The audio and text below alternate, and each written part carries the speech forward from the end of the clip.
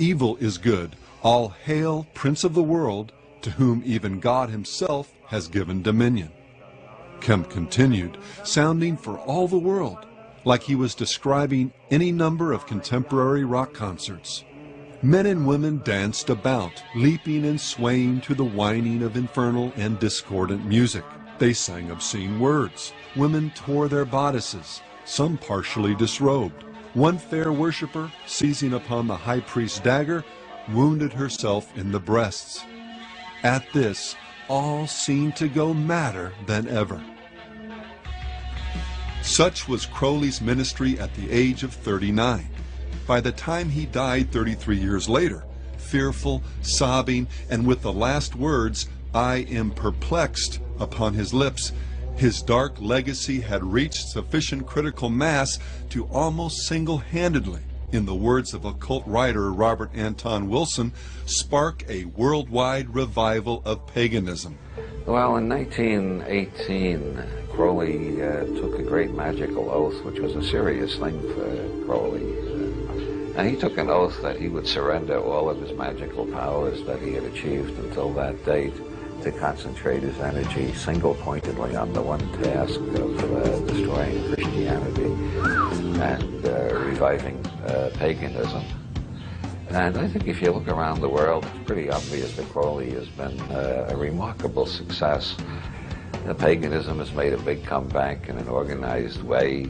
Neo-pagan groups, and in an unorganized way, our whole society has become more pagan. I'll tell you, when I was a kid, I read Robert Anton Wilson and all this shit, and here we are, we're standing here, we're talking about this shit, and it's real. If you do these things that you're told by Aleister Crowley, if you actually do what they say, things happen.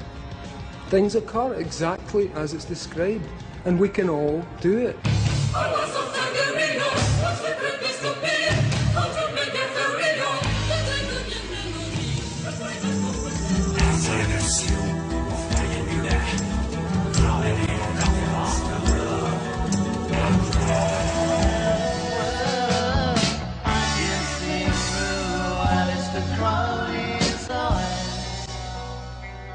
In 1971, Timothy Leary had an epiphany during a tarot reading that utilized a set of cards designed by Crowley.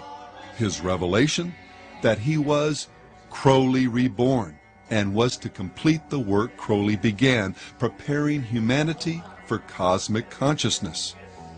Leary acknowledged this powerful connection with the great beast in a letter to Wilson, observing that the coincidences, synchronicities between my life and his are embarrassing. From this connection flowed frequent references to Crowley, his philosophy, and their common destinies in Leary's writings and speech. Well, I've been an admirer of Aleister Crowley. I think that I'm carrying on much of the work that he started over 100 years ago, and I think the 60s themselves. You know, Crowley said he was in favor of finding your own self and do what thou wilt shall be the whole of the law under love. It was a very powerful statement. I'm sorry he isn't around now to appreciate the glories that he started.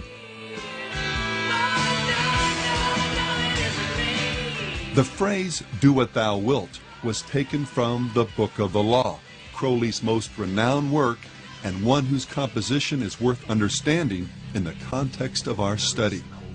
While visiting Egypt in 1904, Crowley's first wife, Rose, began going into spontaneous trances, muttering things like, "They are waiting for you," and "He who was waiting was Horus." Intrigued, Crowley and Rose went to visit the Cairo Museum. From a distance she spied a glass case and exclaimed, there he is." Upon inspection, the case did contain an image of Horus painted on a wooden stele, but what particularly stunned Crowley was its exhibit number, 666, his number, the number of the beast. Convinced now that something supernatural was happening, Crowley went back to his hotel and performed a ritual, summoning this higher power. Over 3 successive days, beginning on April 8th, the book was channeled through Crowley while in a trance. And the content of this revelation? I am the snake that giveth knowledge, the Spirit said. To worship me take wine and strange drugs, whereof I will tell my prophet. Falling on precisely the wrong side of the Bible's account concerning the fall of man and Satan's role, this snake spirit begins the revelation by telling man that he is a god, that reality is essentially an illusion, sin a myth, and that ethically there's no greater commandment than the law of thelema, Greek for will, as famously stated in the 40th verse of chapter 1. Do what thou wilt shall be the whole of the law. We do what we want to do when we want to do it.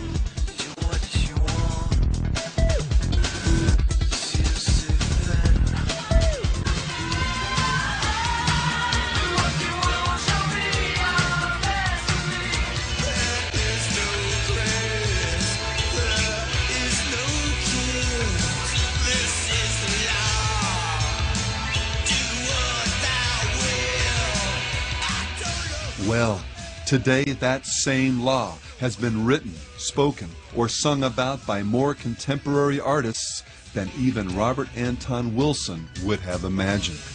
John Lennon, Jim Morrison, the Black Crowes' Chris Robinson, and Marilyn Manson have all trotted it out in one form or another as words to live by. Harry Smith inserted it into the original handbook that came with his renowned Anthology of American Folk Music. It shows up in songs by Mudvayne,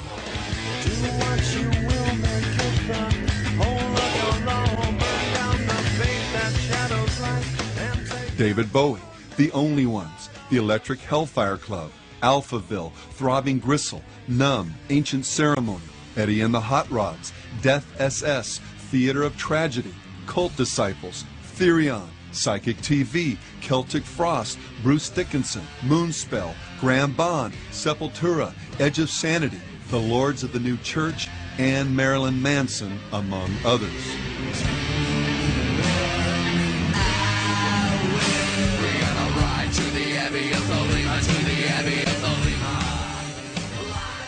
The band 311 not only uses Crowley's Law as a lyric,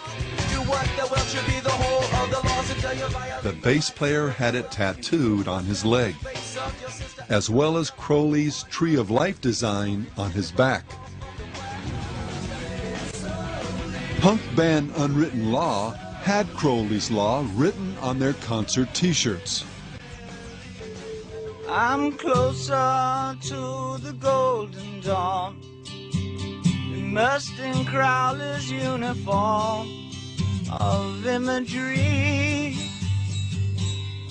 Among rock artists who have studied and embraced aspects of Crowley's magical system, Daryl Hall, Sting, Coil, and Killing Joke, among many others, could relate at some point in their careers to Bowie's comment, "My overriding interest was in Kabbalah and Crowleyism, the whole dark and rather fearsome netherworld of the wrong side of the brain."